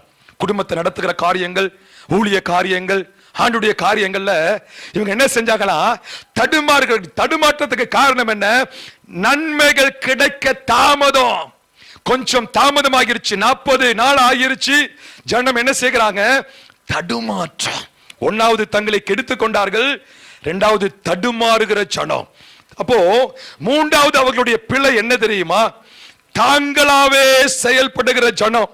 ஆமென். அதே 32ஆம் அதிகாரம் 1வது வசனத்துல இவங்க என்ன செய்கிறாங்கன்னு பாத்தீங்கன்னா, அமர்ந்திருக்கிற அந்த அனுபவம் இல்ல. இவங்க சொல்லுகிற காரியம் என்ன? மோசேக்கு என்ன நடந்ததோ தெரியல. ஆமென். 32:1, மோசே மலையிலிருந்து இறங்கி வர தாமதிக்கிறதை ஜனங்கள் கண்டபோது அவர்கள் ஆரோனிடத்தில் கூட்டம் கூடி. மூணாவது அவர்களுடைய தவறு என்ன தெரியுமா? தாங்களாவே செயல்படுகிற ஜனம். போ ஆராதிச்சிட்டு சபைக்கு வந்து ஆண்டுடைய வார்த்தையை கேட்டுட்டு அநேக தேவ பிள்ளைகள் மாமிசத்துல கிரியை செய்வாங்க. வேலையில, பிரயாணங்கள்ல, திருமணங்கள்ல, சில முடிவெடுக்கிற காரியங்கள்ல. காரணம் என்ன? காத்திருக்க விருப்பம் இல்ல. ஆண்டவர் சொன்னாரே, கர்த்தருக்கு காத்திரு, அப்பொழுது உனக்கு புது பலனை தருவேன். கர்த்தருக்கு காத்திரு, திடமானதாய் இருந்து கர்த்தருக்கே காத்திரு, அவரே காரியங்கள் வாய்க்க செய்வார். பரிசுத்த வேதாகமத்தை பாருங்க. சிலருடைய ஜெபத்துக்கு உடனே பதில் கிடைச்சிச்சு, சிலருடைய ஜெபத்துக்கு 14 நாள் கழிச்சு கிடைச்சிச்சு, சிலருடைய ஜெபத்துக்கு 21 நாள் கழிச்சு பதில் கிடைச்சிச்சு. ஆனா பாத்தீங்கன்னா கர்த்தருக்கு ஸ்தோத்திரம், நெகேமியாவுடைய வாழ்க்கையில பார்க்கும்போது எத்தனையோ தடுமாற்றங்கள், எத்தனையோ குழப்பங்கள். ஆமென். ஆனா 52 நாள்ல ஆண்டவர் சொன்னபடியே அலங்கத்தை கட்டி முடிக்க உதவி செய்தார். காத்திருந்து ஜெபதனமே, ஆண்டவர் பெரிய ஆசீர்வாதங்களை கர்த்தர் தருவார். ஹல்லேலூயா. மாமிசத்துல செயல்படாதீங்க தேவ பிள்ளைங்க. எல்லாரும் கிறிஸ்துமஸுக்கு தான் அந்த வசனத்தை சொல்லுவாங்க. ஏசாயா 9:6 அவருடைய நாமம் அதிசயமானவர், ஆலோசனை கர்த்தர். ஒரு மனுஷனுக்கு ஆலோசனை கொடுக்கும்போது எது வரைக்கும் கொடுப்பாங்க? சரி, வேலை செய்யற ஒரு கம்பெனில இருக்கிறீங்க, அந்த கம்பெனில உங்க வேலைக்கு தேவையான ஆலோசனை, அந்த ஆலோசனையை மட்டும்தான் கொடுப்பாங்க. அன்றைக்கு மட்டும்தான், ஏதோ ஒரு சில காரியத்தை மாத்திரம் தான். நம்முடைய ஆண்டவர் எப்படிப்பட்டவர் தெரியுமா? பிறந்த குழந்தைக்கும் சரி, வயிற்றுல இருக்கிற அந்த சிசுவுக்கும் சரி, ஆமென், வாலிபர், இளைஞர், மூப்பர், முதியோர், பெரியோர், சிறியோர், இந்த உலகத்தில் வாழ்நாள் தேவை எல்லாவற்றுக்கும் ஆலோசனை தருகிற தேவனாய் இருக்கிறார். ஆலோசனை ஊற்றென்று சொல்ல வருகிறேன். எந்த நிலைமையில போனாலும், எந்த பிரச்சனை அவருடைய சமூகத்துக்கு கொண்டு போனாலும் உங்களுக்கு ஒரு வார்த்தையை தருவாருங்க, உங்களுக்கு ஒரு வெளிப்பாட்டை தருவார். ஆமென். குடும்பத்தை எப்படி நடத்தணும், பிள்ளைகளை எப்படி நடத்தணும், சபையை எப்படி நடத்தணும், ஊழியத்தை எப்படி நடத்தணும், ஆண்டவர்கிட்ட இல்லாத ஆலோசனையே இல்ல. ஆமென். அதனாலதான் சங்கீதக்காரன் சொல்லுகிறார், நான் உனக்கு போதித்து நீ நடக்க வேண்டிய வழியை காட்டு, உண்மையின் கண் வைத்து ஆலோசனை. ஜனங்கள் சீர்கெட்டு போகிறாங்க. பிசாசு ஆலோசனை கொடுப்பான். நேரமில்ல, கவனமா இருக்கணும். ஆண்டவர் உனக்கு ஒரு ஆசீர்வாதத்தை கொண்டு வர முன்பதாக சத்துரு என்ன தெரியுமா செய்வான்? அவனும் ஒரு ஆலோசனை ஆசீர்வாதத்தை கொண்டு வருவான். இங்கதான் ஆவிக்குரிய கவனம் தேவை. சமீபத்தில் நடந்த ஒரு காரியம், திருச்சிக்கு ஒரு வீட்டுக்கு ஜெபிக்க போயிருந்தேன். ஆனா வாடகை வீட்டுல இருக்கிறாங்க அந்த குடும்பம். ஆண்டவர் சொன்னாரு, ஒரு அடையாளத்தை கர்த்தர் தருகிறார். சொந்த வீடு இல்ல. ஆமென். சொந்த வீட்டை ஆமென் கடந்த வருஷம் அந்த வருஷ கடைசியில ஆண்டவர் சொன்னார், நவம்பர் மாசத்துல சொந்த வீட்டை உங்களுக்கு நான் தருவேன். அடையாளம் என்ன? உன் வீடு தேடி பத்திரம் வரும். ஆமென். அந்த பத்திரம் தான் அடையாளம். ஜெபம் பண்ணிட்டு ஆமென் நானும் கடந்து வந்துட்டேன். இப்போ வீடு தேடி ஒரு பத்திரம் வருது, ஒரு நபர் கொண்டு வராங்க. உடனே பாருங்க, ஆண்டவர் அற்புதம் செய்யும் பொழுது அதை கொஞ்சம் ஆலோசனை ஊழியக்காரர்கிட்ட கேட்கறது இல்ல. இவங்க அந்த வீடு தேடி பத்திரம் வரணும்னு சொன்ன உடனே இந்த ஆண்டவர் சொன்ன ஆலோசனை வச்சுட்டு வீடு தேடி வந்த பத்திரத்தை வாங்கி வச்சுட்டு 5 லட்சம் ரூபாய் பணம் கொடுத்துட்டாங்க அவனுகிட்ட. இப்போ அந்த 11 மாசமா அந்த 5 லட்சம் ரூபாய் பணத்தை வாங்கவே முடியல. காரணம் என்னன்னா, கொஞ்சம் ஜெபம் பண்ணி கேட்கணும். எலிசாவுடைய நாட்களில் தீர்க்கதரிசியின் புத்திரனுடைய மனைவி ஆமென் பாத்திரங்கள் எல்லாம் நிரம்புது. அந்த பாத்திரத்தை எல்லாம் வீட்டுல போட்டு பூட்டி வச்சுட்டு திரும்பவும் போய் தேவ மனுஷன் கிட்ட ஆலோசனை கேட்கும் பொழுதுதான் அவர் சொல்லுகிறாரு, முதலாவது நீ வித்து என்ன செய்யுத, கடனை தீரு. ஆண்டவர் கொடுக்கும் முன்பதாக ஆலோசனையை கேளு, கொடுத்த பிறகும் ஆலோசனையை கேளுங்க, இடறி விழ மாட்டீங்க. ஆசீர்வாதம் கைவிட்டு போகாது. அப்போ ஆனா மறுபடி திருச்சிக்கு போயிருக்கும் போது ஃபேமிலி வந்து கேட்டாங்க, பிரதர் ஆண்டவர் சொன்னாரு வீடு தேடி ஒரு பத்திரம் வரும். ஆமென். வீடு தேடி பத்திரம் வந்துச்சு. ஆமென். 5 லட்சம் ரூபாய் கேட்டா கொடுத்தோம். ஏன் பிரச்சனை? நான் சொன்னேன், மறுபடியும் ஜெபம் பண்ணியா. 2வது முறை வீடு தேடி ஒரு பத்திரம் வந்துச்சு பாருங்க, அதுதான் கர்த்தர் கொடுத்தது. ஹல்லேலூயா. ஆண்டவர் எதெல்லாம் கவனிங்க, நிறைய உதாரணம் இருக்குது. ஆண்டவர் எதெல்லாம் ஆண்டவர் உனக்கு செய்வேன் என்று சொல்லிட்டாரோ அதெல்லாம் போலியா உன்னை உருவாக்குமா. அதுக்கு ஒரு தலைப்பு கொடுத்தோம்னா, போலிக்குள் இருக்கும் பொல்லாப்பு மாதிரி. அதெல்லாம் ஒரு நகல்க, ஒரு வேஷம் தரிக்கிற காரியத்தை பிசாசு செய்வான். 2வது முறை ஒரு பத்திரம் வந்துச்சு பாருங்க. ஆமென். வீடு கட்ட ஆரம்பிச்சாங்க. கட்டி 3 நாள்ல ஓபனிங். ஆமென். 70 லட்சம் ரூபாய்க்கு வீடு கட்டி முடிச்சிட்டாங்க. நீங்க கேட்கலாம், எப்படி முதல் ஆண்டவர் தருவாருங்க? இந்த மோசேயுடைய வாழ்க்கையில் அப்படிதான் நடந்துச்சு. மேல மலைக்கு மேல உண்மையான ஆராதனை எப்படி செய்யணும், ஜனங்கள் எப்படி தொழுது கொள்ளணும், எப்படி பரிசுத்தமா இருக்கணும், எப்படி தங்களுடைய வாழ்க்கையை தங்க கெடுத்துக் கொள்ளணும், அங்க சொல்லி கொடுத்து கொண்டே இருக்கையில கீழே போலியான ஆராதனை செஞ்சு முடிச்சிட்டான் பிசாசு. என்ன செஞ்சான்? கீழே கண்டுக்குட்டியை உருவாக்கி என்ன செஞ்சான்? ஆராதனை செஞ்சு முடிச்சிட்டா. கவனமா இருங்க, ஜெபம் பண்ணி கேளுங்க. நம்ம பிரச்சனை என்னன்னு கேட்டா, காத்திருக்க விருப்பம் இல்ல. எல்லாமே சீக்கிரமா வரணும். எல்லாமே எல்லா வாழ்க்கையில சீக்கிரத்தில் ஆரம்பிச்சு சீக்கிரமா முடியணும். ஆண்டவர் இங்க பாருங்க எவ்வளவு துக்கத்தோட சொல்லுகிறார், முதலாவது தங்களை கெடுத்து கொண்டார்கள். ஏன் ஜனம் என்கிற அந்த அடையாளத்தை மறந்து மோசே பாரு, ஏன் ஜனம் இல்லப்பா, இவர்கள் கீழ்ப்படியாதவர்கள், வணங்கா கழுத்துள்ளவர்கள், இவர்கள் ஓச்சனம், இவர்கள் அழிக்க போறன்னு சொல்லுகிறார். 2வது என்ன தெரியுமா செய்றாங்க? தடுமாறுகிறாங்க. தடுமாற்ற வாழ்க்கையில எவ்வளவு பேரும் பாருங்க. 3வது அமர்ந்திருக்கிற அந்த அனுபவம் இல்ல. ஆனா இவர்கள் அழைச்சி எகிப்திலிருந்து கொண்டு வரும் பொழுது கொஞ்சம் கவனிக்கணும், மேகம் மூடி இருக்குதுங்க, அக்னி ஸ்தம்பம் இருக்குது. இந்த ஆளுகைக்கு உள்ள இருக்கிற ஜனங்கள் ஏன் அவசரப்படுறாங்க, ஏன் தவறு செய்யறாங்க? ஆண்டவர் இங்க அதுதான் சொல்லுகிறார், உனக்கு இந்த சபையில கிருபைகள் இல்லையா, வெளிப்பாடுகள் இல்லையா, அபிஷேகம் இல்லையா, உண்மையான ஆராதனை இல்லையா, தேவ மனுஷன் இல்லையா? ஏன் அவசரப்படுறோம், ஏன் தடுமாடுறோம், ஏன் சில நேரத்தில் போராடுகிறோம்? யாருக்கோ இல்ல, ஆண்டவனோடு கூட பேசிக் கொண்டிருக்கிறார். சுயத்தினால செயல்படுறாங்க, சுய முயற்சி, சுயமா. அப்போ ஆண்டவர் இங்க செய்கிற காரியம் அமர்ந்திருக்கிற அனுபவம் இல்ல. மேகத்துக்கு கீழே இருக்கிற ஜனங்கள் தாங்களாவே செயல்படுகிறது தவறுன்னு சொல்ல வருகிறார். நல்லா சொல்ற கவனிங்க, தீர்க்கதரிசனமாய் சொல்றேன். எப்போ தேவ பிரசனத்துல வந்து காத்திருக்கிறீங்களோ அப்பவே உனக்கானது ஆயத்தமாகிருச்சு. உனக்கானது ஆயத்தமா இருக்குது. பெற்றுக்கொள்ள நீங்க தகுதியா இருக்கணும், தடுமாறக்கூடாது, காத்திருக்கணும் தேவ பிரசனத்துல. ஆண்டு முடிய போகுது. பலத்த காரியங்களை கர்த்தர் உங்களுக்குள்ள செய்ய போகிறார். இங்க இருக்க எல்லாருக்குள்ளே கர்த்தர் அற்புத அடையாளங்களை செய்ய போகிறார். ஆமென் சொல்லுங்க பார்க்கலாம். ஹல்லேலூயா, ஹல்லேலூயா. அப்போ அநேக நேரத்துல பாத்தீங்கன்னா ஜனங்கள் தடுமாறுகிறார்கள், தாங்களாவே செயல்படுகிறார்கள். பாருங்க, சபை சத்தமா ஆராதிக்குது, கவனிங்க, இருதயத்துல சுத்தம் இல்லாம ஆராதிக்குது. சபை எப்படி ஆராதிக்குது? சத்தமா ஆராதிக்குது, ஆனா இருதயத்துல என்ன இல்ல? சுத்தம் இல்லாம ஆராதிக்குது. இவர்கள் சிரித்தார்களா? ஆரவாரம் பண்றாங்க, ஆராதனை எல்லாம் நடக்குது, வெளியில கர்த்தருக்கு ஆராதனை, ஆனா உள்ள பாத்தீங்கன்னா கன்றுக்குட்டிக்கு ஆராதனை. நீண்ட நேர ஆராதனை சபையில, ஆனா நிம்மதியான ஆராதனை இல்ல. சத்தமா ஆராதிக்கிறாங்க, இருதயத்துல சுத்தம் இல்லாம ஆராதிக்கிறாங்க. நீண்ட நேர ஆராதனை, ஆனா நிம்மதியான ஆராதனை இல்ல. ஆண்டவர் பார்க்கிறார். பாருங்க எவ்வளவு ஆச்சரியமா. அப்போ ஒன்னாவது அவர்களை கெடுத்து கொண்டார்கள், இரண்டாவது ஜனங்கள் தடுமாறுகிறார்கள், மூன்றாவது பாத்தீங்கன்னா தாங்களாவே செயல்படுகிறார்கள். சபையில, குடும்பத்துல, வாழ்க்கையில ஜெபிச்சிட்டு உபவாசம் பண்ணிட்டு கொஞ்சம் பொறுமையா காத்துருங்க. மாமிசத்துல கிரியை செய்யாதீங்க. ஆமென். ஆண்டவர் உங்க வாழ்க்கையில் அற்புதங்களை செய்வார். நாலாவது அவர்கள் செய்கிற காரியம் என்ன? தலைமையை மாற்றின ஜனங்கள். அதே 32ஆம் அதிகாரம் 1வது வசனத்துல யாரை பார்த்து சொல்றாங்க? அவர்கள் ஆரோனிடத்தில் கூடி அவனை நோக்கி, எகிப்து தேசத்திலிருந்து எங்களை அழைத்து கொண்டு வந்த அந்த மோசேக்கு. இன்னைக்கு எல்லாருடைய பார்வை ஊழியக்காரன் எப்ப சாவான்னு பார்த்துக்கிட்டு இருக்கிறாங்க, என்ன நடக்கும்னுட்டு. சொல்லக்கூடாது, சொல்லித்தான் ஆகணும். ஏன்னா ஏராளமான பழிப்பிட ஏறி இறங்குறேன் ஊழியக்காரன் குடும்பத்துல. ஆமென். கர்த்தரை ஆராய்ச்சி செய்யறது கிடையாது. யார் ஆராய்ச்சி செய்யறாங்க?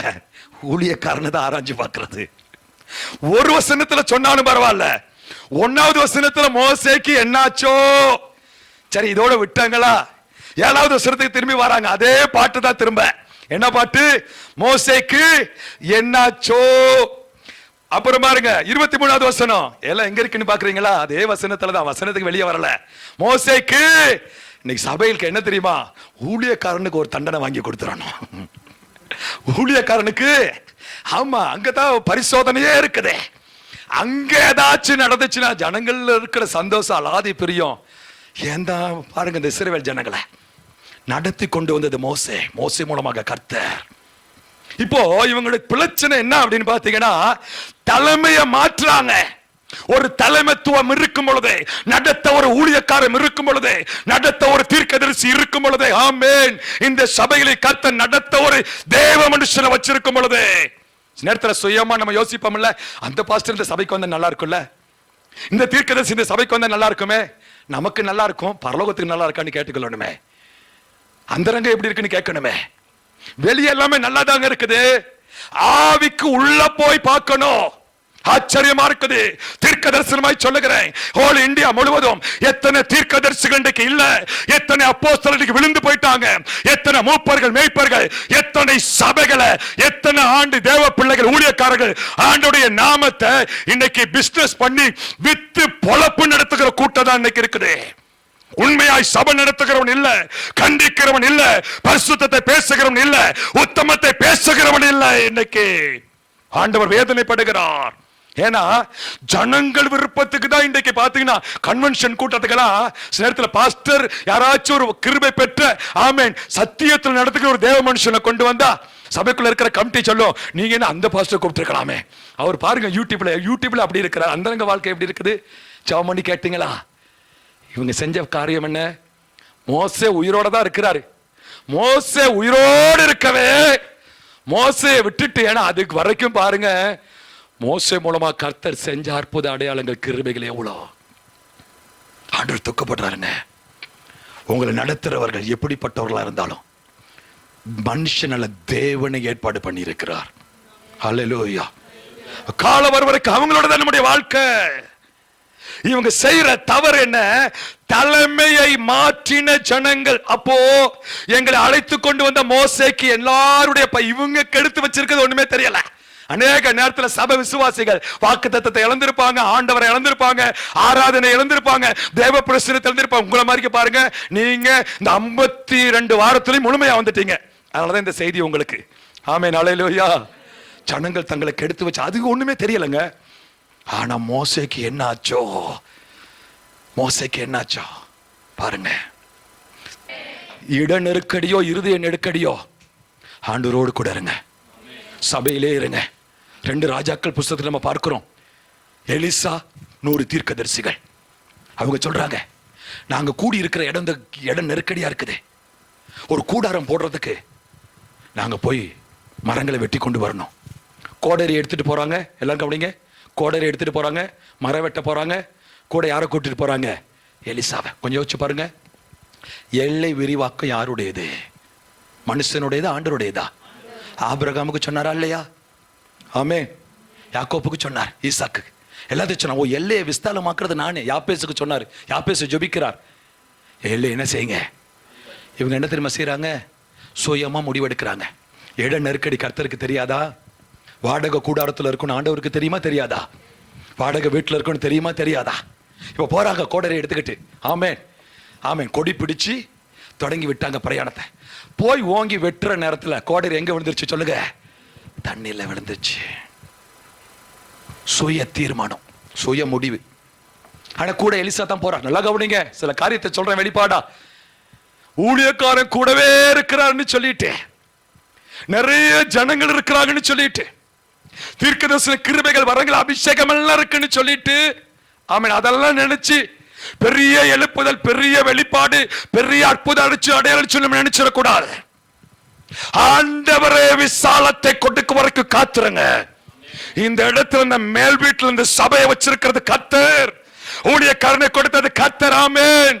ஆராதிக்க சொன்னது ஆண்டவர். ஆமென். நேரம் வரும் பொழுது அவர் வெட்டி வீழ்த்தி, அவர் சில இடத்துல கொண்டு போய் அவர் சில காரியங்களை செய்ய வேண்டியது, ஆண்டவர் செய்ய வேண்டிய வேலையை இவங்க போய் செஞ்சாங்க. அதனாலதான் இப்ப எங்க கிடைக்குது கோடாரி சொல்லுங்களே? தண்ணீர்ல விழுந்துச்சு. இப்ப கொஞ்சம் கவனிங்க, தண்ணீர்ல கோடாலி விழுந்துருச்சா? இப்ப அதை விட்டுட்டு வரவும் முடியல. கூவினார்கள் என்று சொல்லி வேதம் சொல்லுகிறது. பொது மொழிபெயர்ப்பு சொல்லுது, பொது மொழிபெயர்ப்பு, அவர்கள் கத்தினார்கள். அவங்க கத்துனாங்க, நம்ம அமைதியா இருக்கிறோம் நிறைய காரியங்களை பண்ணிட்டு. ஏன் அதை விட்டுட்டு வர முடியலன்னா, இரவலாய் வாங்கப்பட்டது கடன் என்று சொல்லி வேதத்துல பார்க்கிறோம். அப்போ கர்த்தருடைய எல்லை விரிவாகிற திட்டத்துல கடன் இல்லங்க. தூங்குறவங்க ஆமென் சொல்லுங்க. சரி, கத்தனால தெரியாம சொல்லிட்டேனோ. கர்த்தருடைய திட்டத்துல என்ன இல்ல சொல்லுங்களே? பேசுங்க. என்ன இல்லங்க? நம்ம ஜனம் என்ன செய்யுது? இப்ப கடை வாங்கி என்ன கட்டுது? கோபுரங்களை கட்டுது, கோட்டைகளை கட்டுது. கேட்டா 1000 காரணம் சொல்றாங்க. இப்ப இவங்க போயிட்டு கடன்ல மாட்டிட்டாங்க. ஏன்னா கோடலி திரும்பி கொண்டு போயிட்டு கொடுக்கணும்.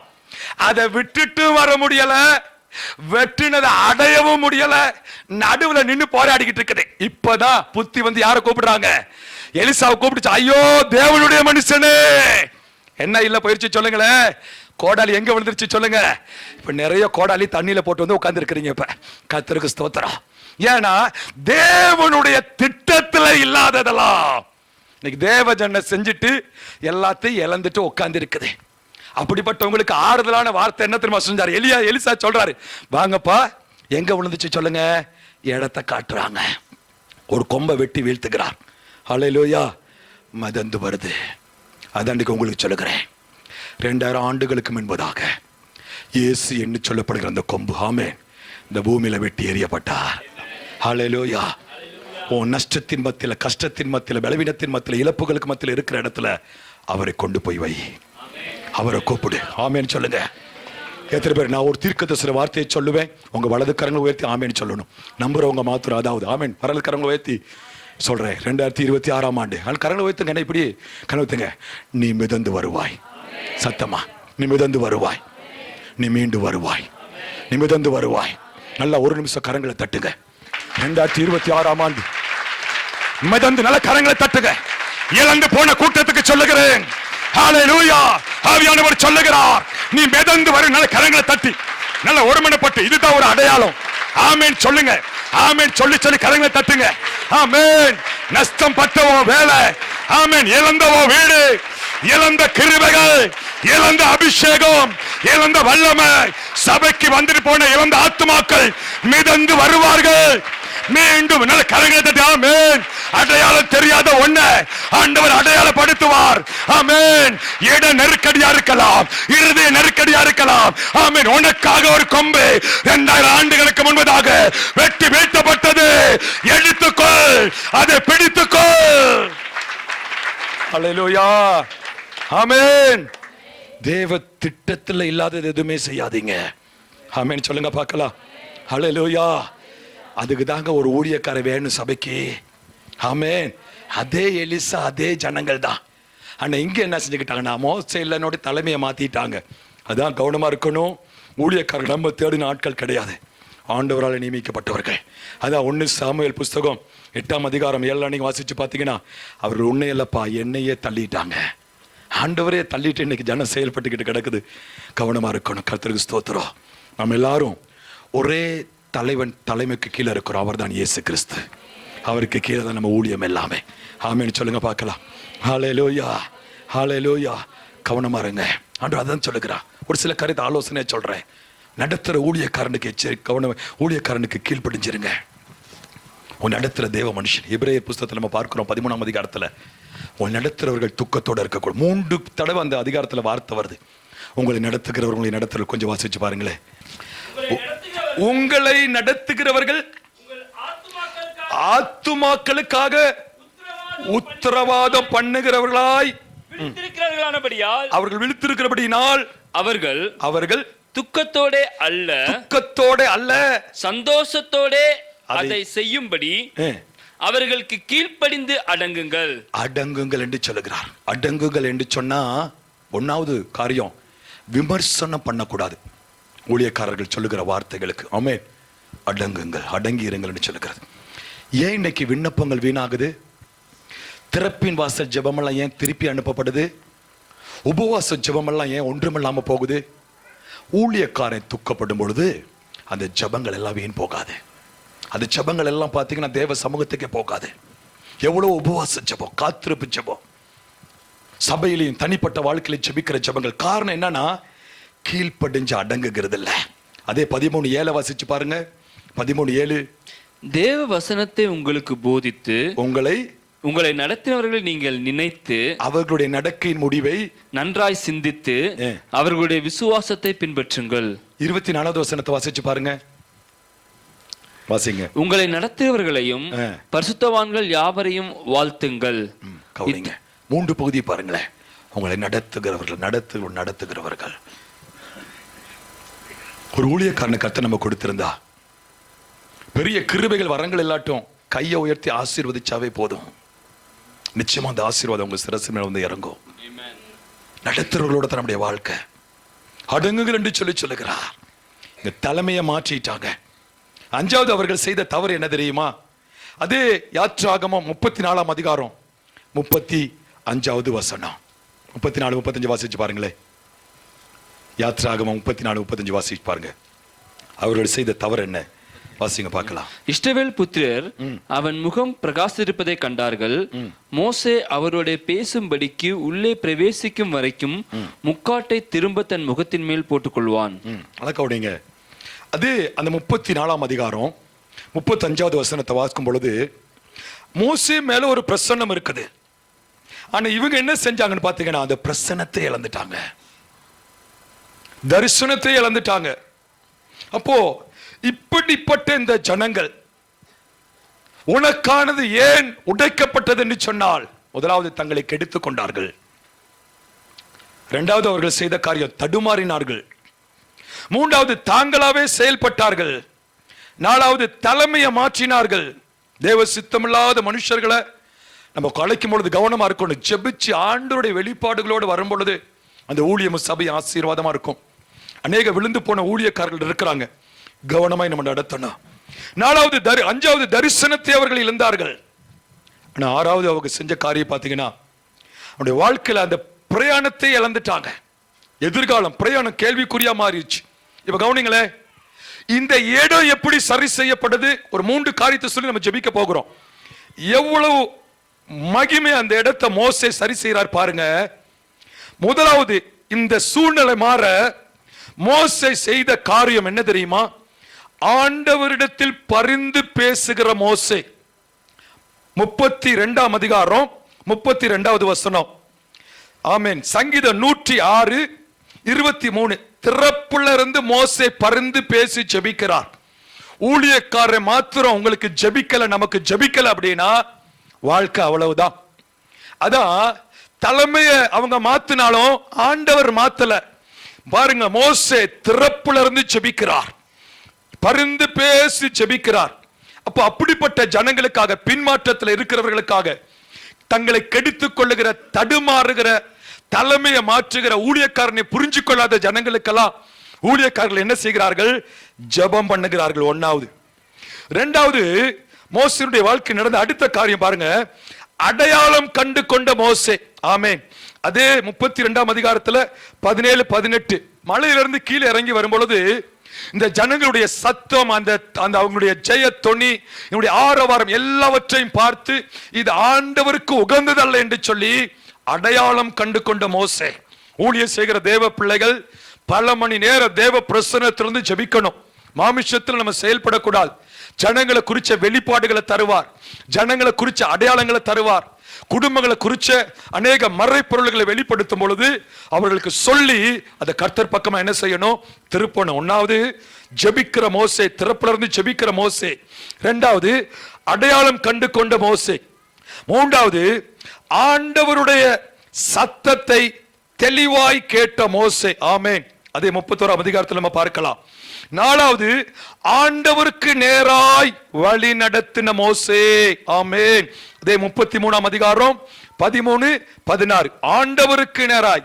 அந்த என் ஜனம்னு சொன்ன இடத்துல உன் ஜனம்னு சொல்லி மோசையை பார்த்து சொல்றாருல்ல, அப்பயும் கூட ஆண்டவர் என்ன சொல்லுகிறார்? ஆண்டவருக்கு நேராய் மோசே நடத்துகிறத நம்ம பார்க்கிறோம்.